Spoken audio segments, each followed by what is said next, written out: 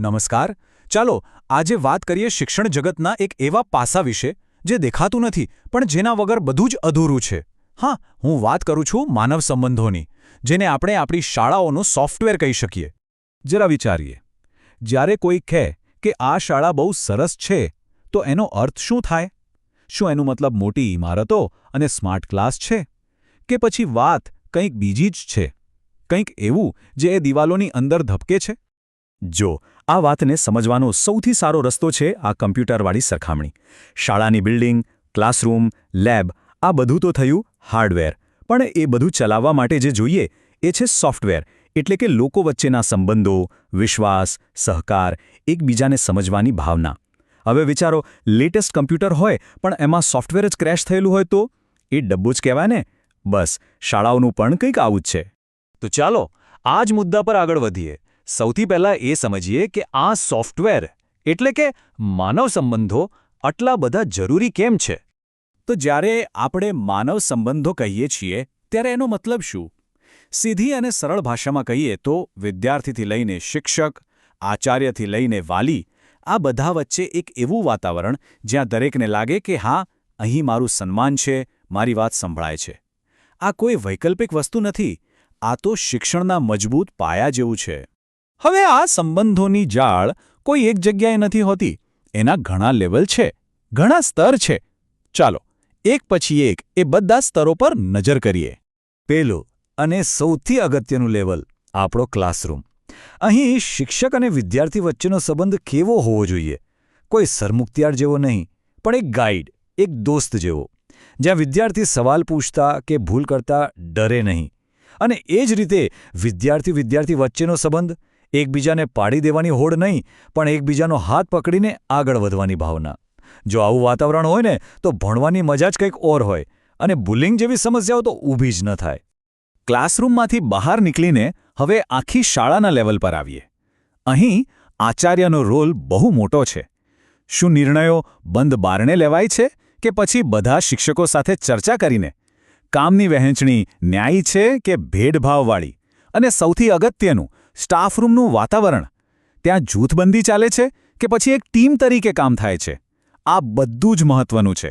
અને હા, વાલીઓને પણ શાળા પરિવારનો એક ભાગ બનાવવા જરૂરી છે. અને હવે ત્રીજું લેવલ, જે ઘણીવાર આપણને દૂરનું લાગે છે, વહીવટી સ્તર. જ્યારે કોઈ અધિકારી શાળાની મુલાકાતે આવે ત્યારે તેમનો રોલ કેવો હોય? ભૂલો શોધનાર ઇન્સ્પેક્ટર જેવો કે પછી માર્ગદર્શન આપનાર મેન્ટોર જેવો? શિક્ષકોના નાના મોટા પ્રશ્નો જેમ કે પગાર, રજા, બદલી, આ બધું જો સમયસર અને માનવતાપૂર્વક ઉકેલાય તો આખા તંત્ર પરનો ભરોસો જ વધી જાય છે. સારું, આ બધી તો આદર્શ વાતો થઈ, પણ હકીકત એ છે કે જ્યાં ચાર વાસણ ભેગા થાય ત્યાં ખખડે તો ખરા જ. મતલબ કે જ્યાં માણસો છે ત્યાં સંઘર્ષ તો થવાનો જ. તો ચાલો હવે એ સમજીએ કે શાળાઓમાં આ તણાવના કારણો શું હોય છે. પણ એક મિનિટ, શું સંઘર્ષ એટલે હંમેશા કંઈક ખરાબ જ? જરા જુદી રીતે વિચારીએ. ઘણીવાર બે અલગ અલગ મંતવ્ય ટકરાય ને ત્યારે જ કોઈ નવો અને સારો રસ્તો નીકળે છે. એટલે કે સમસ્યા સંઘર્ષમાં નથી, પણ આપણે એને હેન્ડલ કેવી રીતે કરીએ છીએ એમાં છે. તો પછી આ તણાવના મૂળિયા ક્યાં છે? અમુક સામાન્ય કારણો છે, જેમ કે સાધનો કે સ્ટાફની અછત, ક્યારેક સિનિયર અને જુનિયર વચ્ચે અહમનો ટકરાવ, ઘણીવાર તો ખાલી ખોટી ગેરસમજ, કારણ કે સૂચનાઓ જ સ્પષ્ટ નહોતી. કોઈને વધુ કામ, કોઈને ઓછું કામ, એ પણ એક મોટું કારણ છે. અને સરકારી કામોમાં થતું મોડું તો છે જ. આ બધું ભેગું થઈને વિવાદનું વાતાવરણ બનાવે છે. સારું, તો સમસ્યાઓ તો સમજાઈ ગઈ, પણ હવે એના ઉપાયની વાત કરીએ. સૌથી અગત્યનો સવાલ, આ સંઘર્ષોને ઉકેલવા કેવી રીતે? ચાલો એની કેટલીક રીતો જોઈએ. કોઈ પણ થિયરી સમજતા પહેલાં ચાલો એક સવાલ પોતાની જાતને પૂછીએ. જ્યારે કોઈ સાથે મતભેદ થાય ત્યારે આપણું રિએક્શન કેવું હોય છે? શું આપણે એવું માનીએ છીએ કે હું જ સાચી છું? કે પછી આપણે કોઈ વચ્ચેનો રસ્તો શોધવાનો પ્રયત્ન કરીએ છીએ? કે પછી છોડોને યાર કહીને વાતને ટાળી દઈએ છીએ? મનોવિજ્ઞાનમાં આના માટે એક બહુ સરસ મોડેલ છે, થોમસ કેલમેન મોડેલ. એ કહે છે કે સંઘર્ષ વખતે આપણે 5માંથી કોઈ એક રીતે વર્તીએ છીએ. એક છે સ્પર્ધા, એટલે કે હું જીતું, તું હાર.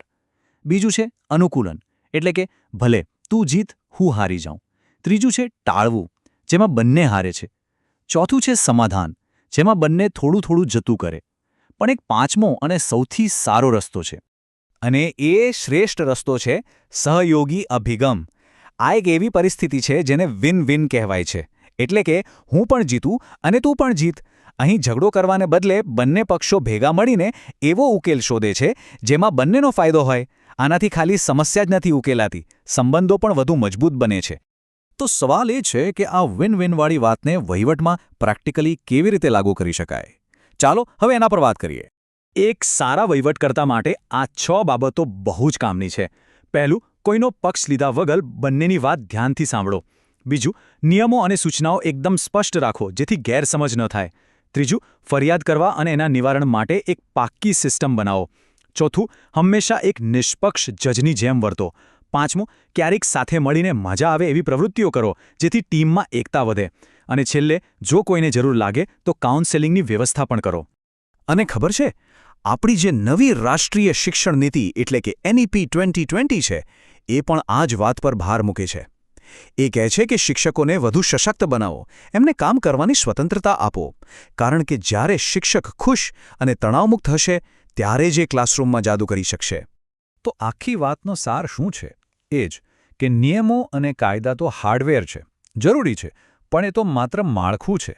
એ માળખામાં જીવ પૂરવાનું કામ તો સોફ્ટવેર જ કરે છે, એટલે કે સારા માનવ સંબંધો. તો અંતમાં એક સવાલ સાથે આ વાત પૂરી કરીએ. શિક્ષણ જગતમાં સાચો લીડર કોને કહીશું? એને જે પોતાની ખુરશી અને સત્તાના જોરે કામ કરાવે? કે પછી એને જે પોતાની ટીમની નાની નાની વાતોને સમજે અને બધાને સાથે રાખીને આગળ વધે? જવાબ કદાચ આપણે બધા જાણીએ જ છીએ.